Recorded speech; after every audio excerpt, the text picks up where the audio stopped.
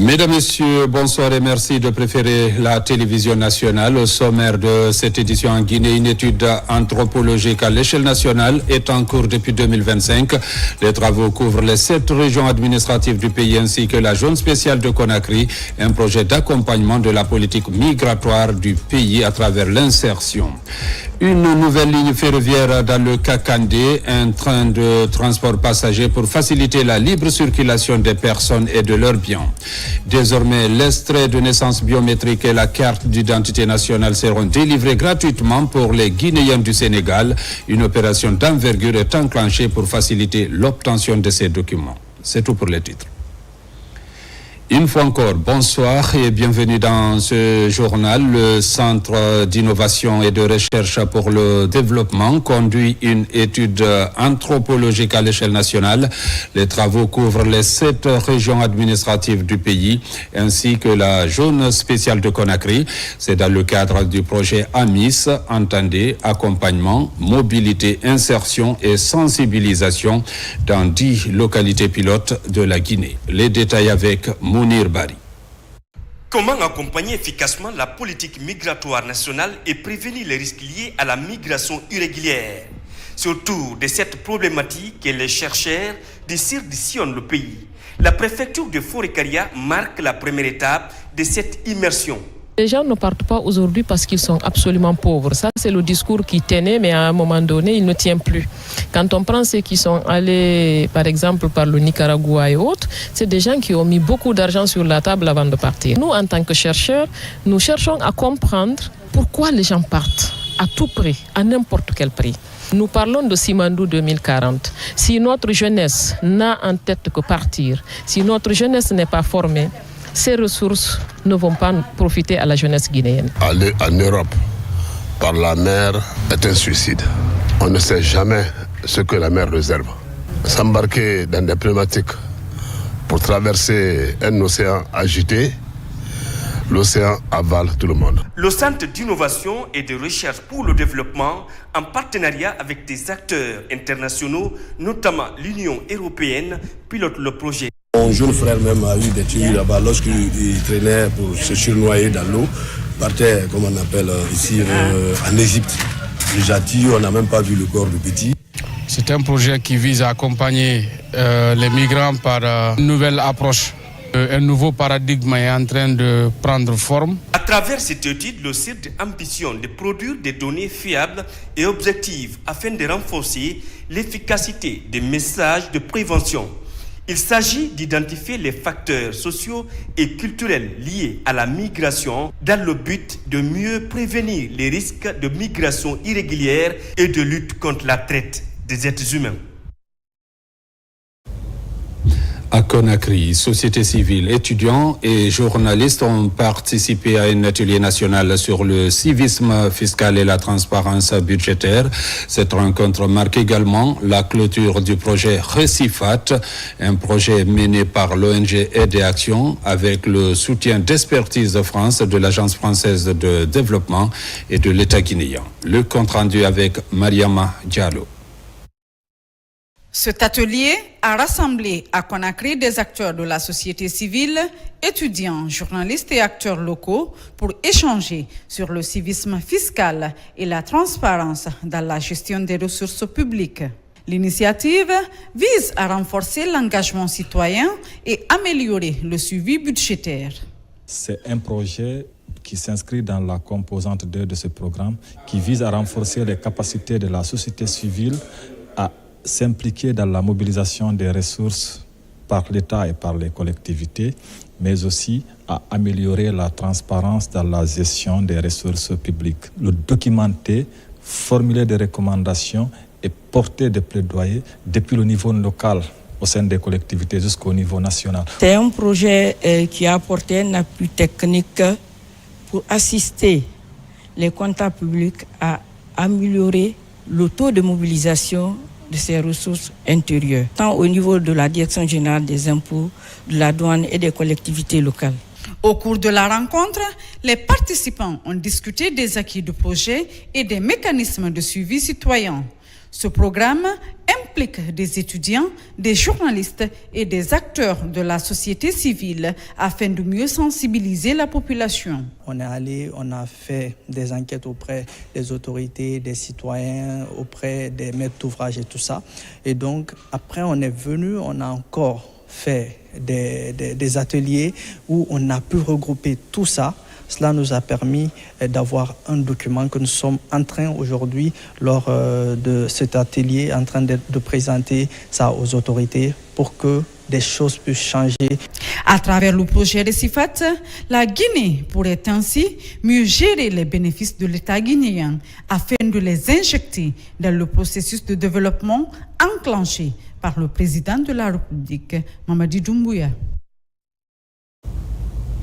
Viabilisation du site d'Ansoumania Village B2D vient de parapher un protocole d'accord avec Total Énergie Guinée. Des logements décents seront bientôt construits pour les travailleurs de cette multinationale sur son domaine de plus de 166 hectares. Des travaux de construction qui vont s'écouler pendant 8 mois, annonce le promoteur Aliou Dieng. Nabilaï Kamara, Falilou Diallo. Sur le site de Ansoumania Village, après le lotissement des 166 hectares et la viabilisation des 280 parcelles dont dispose BD2, l'heure est à la construction des villas. Plusieurs sont déjà construites pour rassurer les acquéreurs. À travers cet acte, l'engagement est total pour offrir un toit pour les travailleurs de Total Énergie Guinée. Chaque employé est unique, vous savez, ce n'est pas les mêmes types de biens. Donc tout employé a choisi un bien différent. Il y a des villas Kalao que nous appelons aujourd'hui des F4 qui sont des 3 chambres, 3 douches et une véranda. Il y a des villas aussi qu'on appelle des villas Ibis qui sont sur des F5, des 4 chambres et des 4 douches. Donc nous allons construire soit des Kalao pour les biens, pour les employés qui ont souscrit à ce bien, soit des Ibis pour les employés qui ont souscrit à ces biens. N'oubliez pas que c'est une 60aine de demandes. Donc nous allons réaliser en fonction de chaque besoin de l'employé de Total. De soulagement pour les employés et employeurs de cette entreprise qui entendent ainsi concrétiser la volonté d'accompagner ces derniers pour leur devenir. Dans le passé, ce projet a été essayé ici, ça n'a pas marché. Donc, c'est la première fois dans l'histoire de cette société qu'une 60aine d'employés va avoir accès à des logements. Et ça, c'est un sentiment de satisfaction. Pour tout employé, avoir un logement, c'est quelque chose de très important. Donc, le réaliser aujourd'hui ne peut être que, nous ne pouvons avoir qu'un sentiment de grande satisfaction de voir enfin réaliser ce projet. BD2 s'engage dans un délai de 8 mois après décaissement des premiers montants à livrer les biens immobiliers selon les normes et procédures envisagées dans ce présent protocole. À présent, un gros plan sur le train Kakandé Express, un moyen de transport qui sert de trait d'union entre les populations de Kamsar à celles de Sangaredi, un accompagnement de la compagnie de bauxite de Guinée pour faciliter la libre circulation des personnes et de leurs biens. Reportage Fodé Camara. À l'arrêt depuis 2018 pour cause de vétusté, le train Kakandé Express réécrit son histoire avec la réception le 27 décembre dernier d'une nouvelle locomotive par les autorités du ministère des Mines et de la Géologie.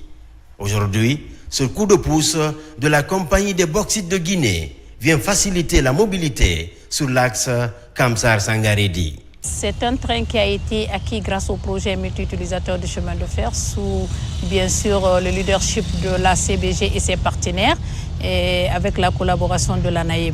C'est un train composé de 4 voitures voyageurs et d'un collecteur de bagages avec une capacité d'accueil de 240 places. Le train, les voitures sont complètement climatisées avec des toilettes à l'intérieur. Cette reprise du train Kakandé Express vient soulager les populations des localités minières confrontées au désagrément quotidien. Des fois, on emprunte des véhicules vraiment qui ne sont pas confortables. C'est salissant, il y a des accidents, il y a assez de retard dans les gares voitures. Et vraiment, c'est un train vraiment qui est un offre de soulagement pour la population rivière de Kamsar, Sangaredi, Kolabouni et pourquoi pas Tingulinta. Quand on m'a dit de me retourner pour venir demain matin dans le train, j'étais contente même de passer. Parce que c'est ma première fois de monter dans le train. Mais vraiment, je vois quand même que c'est bon. Moins de transport facile, rapide et économique, le Kakandé Express s'appesantit sous le respect des exigences de confort, de rapport qualité-prix et de sécurité. Là-dessus, le trafic est assujetti au suivi quotidien de la formation des conducteurs. Il faut d'abord suivre une formation. Tu vas faire des études, le règlement. Il y a le règlement de la CBI, il y a le règlement d'exploitation ferroviaire chez nous. Après ça, tu vas suivre les cours mécaniques. Ça, c'est tout ce qui concerne la locomotive. Tu fais ta formation dans la cour, tu montes en ligne en tant qu'apprenti conducteur. Tu apprends avec les autres. C'est pendant ta formation, tu peux faire 2 ans, 3 ans avant que tu ne sois titulaire sur la voie principale. Avec une capacité de 240 places assises, ce train permettra de rapprocher les populations sur 185 km en traversant plusieurs zones à fort potentiel économique, notamment Kamsar, Tanene, Kolabui, Boké et Sangaredi. À Kisidou, l'ambassadeur d'Italie lance le projet Bolokindo, qui signifie nourriture saine en langue Kissi. C'est dans le cadre de la lutte contre l'insécurité alimentaire, fruit de la coopération entre l'Italie et les 13 communes rurales de Kisidou. Reportage Ibrahima Woulem Fofana Silatikoruma. À Kissidougou, un vent de renouveau souffle dans les 13 communes dans le cadre du développement communautaire. Il s'agit du lancement du projet Balokendo pour booster le secteur agricole. Un signe fort de la relance du partenariat entre la Guinée et l'Italie en faveur de la sécurité alimentaire. Selon l'ambassadeur d'Italie en Guinée, les mots-clés de ce projet sont gouvernance locale, décentralisation et co-construction. Dans la préfecture de Kisidou, plus de 30% de la population a été confrontée à l'insécurité alimentaire. Cette situation peut être aggravée, comme on a vu en Italie aussi, par les effets du changement climatique. Le projet Balokendo apporte une réponse concrète et intégrée à ces défis, avec un objectif clair, réduire durablement l'insécurité alimentaire tout en renforçant la résilience des territoires. Les collectivités de Kissidougou ont des réalités similaires avec la municipalité de Kinyo en Italie. C'est pourquoi ce partenariat scellé entre les 2 communes augure de belles perspectives dans le cadre des objectifs du programme Simandou 2040 dans le secteur du développement agricole. Il va également donner des opportunités économiques à la jeunesse guinéenne. Donc la commune de Cuneo et la commune de Kissidougou, avec l'ONG italienne à propos des autres mondes, APDAM, et Rezadel, qui est guinéenne, mais aussi avec Agripiemonte Forum, des coopératives guinéennes. On va chercher d'améliorer la situation de l'agriculture pour améliorer aussi la qualité de la vie. Par ces activités, la République de l'Italie marque son retour en République de Guinée pour participer activement au développement socio-économique de notre pays et particulièrement de la préfecture de Kisidou. Ce partenariat agricole va durer 3 ans sous l'accompagnement de l'Agence italienne pour la coopération. Restons toujours dans la région forestière, à Beila, dans Tchéo Tangodou. 2 points d'eau autonomes viennent d'être inaugurés afin de pallier la pénurie d'eau potable dont les populations sont confrontées depuis belle lurette. C'est une action d'un fils du terroir dont la mise en œuvre est assurée par l'ONG Felika. Lancé Kamisoko. C'est un vent nouveau qui souffle sur la sous-préfecture de Tchéo Tangodou dans la préfecture de Beila. Désormais, plus de distance à parcourir pour s'approvisionner en eau potable. Grâce à l'appui de leur fils Vakramoko Touré, résident aux États-Unis, les populations de cette localité du nord de Beila bénéficient de 2 postes d'eau potable autonomes. Nous sommes vraiment ravis, très contents. Aujourd'hui, il y a plus de 30 ménages qui sont abonnés, qui ont déjà l'eau dans leur ménage, dans leur construction, et ils ne se déplacent plus. Donc vraiment, c'est un don, c'est sans précédent. Fruit de l'amitié entre Cooper Stock et Vakramoko Touré, ce système d'adduction d'eau potable est bien plus qu'un simple don. C'est le témoignage d'un amour sincère qui transcende le temps et les distances afin de redonner de l'espoir à ceux qui en ont le plus besoin. Les donateurs de cette eau vitale agissent afin que la mémoire de Cooper Stock demeure vivante, utile et porteuse d'espoir pour les générations présentes et futures. Pour les autorités administratives, c'est un acte à saluer et à encourager, d'autant plus qu'il s'aligne sur les priorités du président en matière d'accompagnement des populations à la base. Remercier le donateur et la directrice qui a exécuté ce projet dans le délai imparti pour ne plus que la population de Tewa et de Tangodou souffre pour le problème d'eau. Financé par la fondation Cooper Stock Izwe, ces infrastructures d'adduction d'eau potable viennent répondre aux besoins pressants des populations de Tewa, Tangodou. Dans l'actualité encore, une opération d'envergure menée à la maison centrale de Kankan pour lutter contre la prolifération d'objets illicites en présence du procureur général près la cour d'appel de Kankan, Marwan Baldé. 501 détenus ont été concernés par cette inspection inopinée. Chanvre indien, téléphone portable et objets tranchants sont saisis. Reportage Chamokaba. Alors qu'il est censé être un espace d'isolement, l'univers carcéral de Kankan affiche une autre réalité. Dans les cellules des détenus, certains préfèrent frauder en se procurant un téléphone portable afin de garder le contact avec leurs proches. Cette situation inquiétante fait l'objet d'une fouille complète.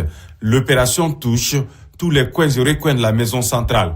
Résultat final, la saisie de téléphones et plusieurs objets tranchants. Certains même se livrent également à la consommation du chanvre indien pendant qu'ils sont en train de purger des peines. Ces fouilles ont permis de constater la saisie de plusieurs téléphones et des objets tranchants. Comme vous le voyez ici, ces téléphones qui sont là, ouais, c'est à travers ces téléphones. Ces téléphones étaient cachés dans des sacs de riz, dans des sacs de sel, dans des congélateurs, sous des matelas, etc. Mais aussi de la drogue, des plantes psychotropes. Vous imaginez quelqu'un qui est censé être en milieu carcéral, qui est censé avoir une rééducation. Mais c'est tout à fait le contraire. Si nous ne suivons pas, ce serait inutile de procéder à des mises en mouvement de l'action publique au niveau de différents parquets. Parce que si le lieu sûr pour garder les délinquants constitue aujourd'hui un lieu de débauche, un lieu de commission par excellence des infractions, c'est quelque chose qui interpelle la société. Sous réserve des restrictions liées à la privation de liberté d'aller et venir dont ils font l'objet, et une situation inacceptable est détectée. Dans cet autre milieu, un petit marché privé. Ici encore, on retrouve des jus et même des plats de riz pour abandonner la dotation de l'État. La santé des détenus et le respect des droits de l'homme sont au cœur de cette immersion pour soutenir l'engagement de l'État. À l'occasion de cette mission d'opération mixte, nous avons constaté dans cette maison centrale des activités commerciales, chose que nous déplorons, qui est regrettable. Le régime juridique de l'administration pénitentiaire est incompatible à toute activité commerciale à l'enseigne d'une maison centrale, d'une administration pénitentiaire. À la maison centrale de Kankan, la saisie de ces téléphones portables, drogue et objets tranchants est le résultat de l'implication du parquet général en compagnie des forces de défense et de sécurité. Un renfort à perpétuer pour lutter efficacement contre la détention illicite d'objets et éviter des cas d'évasion au sein de cette maison d'arrêt de Nabaya. Le commissariat urbain de Manéa vient aussi de mettre hors d'état de nuire une présumée voleuse de bébés. Il s'agit d'une jeune fille qui aurait enlevé l'une des jumelles nées il y a à peine un mois. Elle se serait fait passer pour une admiratrice des bébés avant de s'emparer de l'une d'elles et de prendre la fuite. Après 4 jours d'enquête, elle a été retrouvée à Forêt-Caria. C'est un reportage signé Colonel Morikaba. Né il y a à peine un mois, quelques jours, le bébé Khadija affronte déjà les dures réalités de la vie aux grandes dames de ses parents. Elle est enlevée et éloignée non seulement de sa jumelle, mais aussi de sa famille. Informé des faits, le commissariat urbain de Mafereya ouvre immédiatement une enquête et parvient à mettre la main sur la présumée fugitive. C'est dans la matinée du lundi 3 février que nous avons reçu M. Mohamed Bangoura, le papa des jumelles, nous déclarant d'être victime d'enlèvement d'une de ses jumelles. Aussitôt, nous avons informé M. le procureur de la République près le tribunal première instance de Forêt-Caria, qui nous a ordonné d'ouvrir une enquête, de rechercher et de mettre main sur les auteurs. Aussitôt, nous avons mené toutes nos investigations qui nous a abouti à une dame du nom de Ma Traoré. Et suite à ça, elle a été auditionnée, elle a reconnu les faits d'enlèvement, que c'est par l'amour des jumelles qu'elle a procédé cet acte. Aux environs de 18h30, le commissaire urbain de Mafrenya m'a appelé que le commissariat est envahi par la population qui sont en train de menacer suite à l'interpellation d'une dame qui a fait l'enlèvement d'une jumelle à Mafrenya là-bas. Donc, directement j'ai ordonné, j'ai dit, mon commissaire, faites tout maintenant là, vous envoyez le jeune dame au commissariat central de Forêt-Caria pour éviter le pire à Mafrenya. Je suis là pour remercier les autorités guinéennes, mais surtout les commissariats urbains de Mafrenya. Et c'est eux qui ont fourni leur effort pour que moi je gagne mon bébé. Marala Makandi, Mafrenya, commissaire Ebe, Alaga, Esarife Walira Marigi, Ibara Mali, Hambara Madiore Masoto. Alaga, Erawalde, Masala Tangana Marigi. Malgré son interpellation avec le bébé qu'elle aurait enlevé contre le gré de la famille, la suspecte rejette toute accusation de vol de bébé.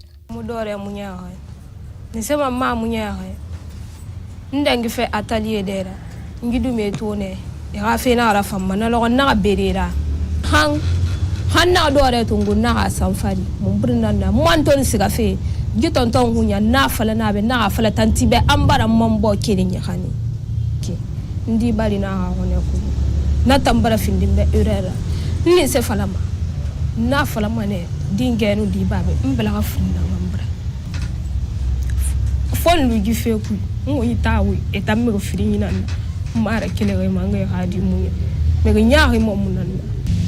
Ma Traoré, qui est la fille de Ma Tolno, a reconnu sans embâche les faits, sans contrainte aucune. Il a fallu l'intervention de ces officiers pour ne pas que celle-ci soit lynchée. La population est en colère. Il faut que la justice joue son rôle. Il faut qu'il y ait un climat de confiance entre la population et la justice. Parce que pour eux, si on envoie en justice, la justice ne fait plus son rôle. 2-3 jours après, les gens sont libérés. Alors, cette affaire servira d'exemple ici à Forêt-Caria. Les auteurs ou les présumés auteurs, si ils sont déclarés coupables, ils seront punis avec la plus grande rigueur, avec une peine maximale pour alerter tout le monde. Toutes ces personnes qui veulent s'engager aujourd'hui dans ce cadre d'enlèvement d'enfants, ils seront vraiment sanctionnés à la hauteur de leur forfaiture. Après 4 jours d'angoisse et d'amertume, c'est le soulagement dans la famille Bangoura. Quant à la présumée voleuse de bébé et sa mère, elles ont été placées à la maison centrale de Forêt-Caria en attendant d'être situées sur leur sort.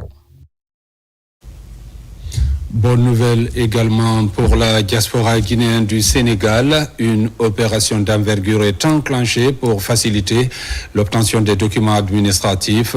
Désormais, extraits de naissance biométriques et cartes d'identité nationale seront délivrés gratuitement pour les Guinéens du Sénégal. Voici la correspondance de Mabinti Kamara. C'est à l'ambassade de Guinée à Dakar qu'a été officiellement lancée cette initiative.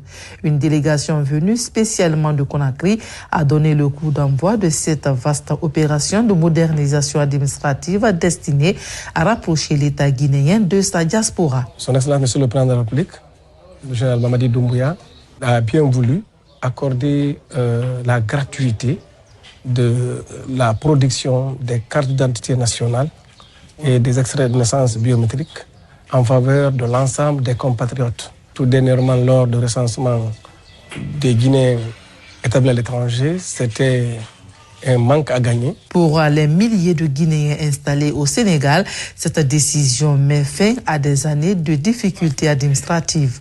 Le président du Conseil des Guinéens résidant au Sénégal y voit une réponse concrète à leurs préoccupations. Encore une fois, le général Mamadi Doumbouya vient de répondre aux doléances de la communauté guinéenne résidant au Sénégal.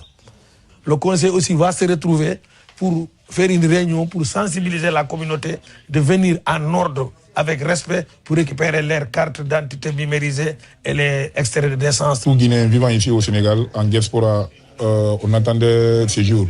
Et vraiment, nous remercions l'autorité guinéenne. Vraiment, nous sommes ravis et nous sommes très contents. Donc, c'est à nous maintenant de gérer. C'est une question de patience et tous les Guinéens vont avoir accès aux documents. Concrètement, pour obtenir leur extrait de naissance biométrique, les demandeurs devront présenter leur carte consulaire, l'ancien extrait de naissance ou un jugement supplétif datant d'au moins 3 mois.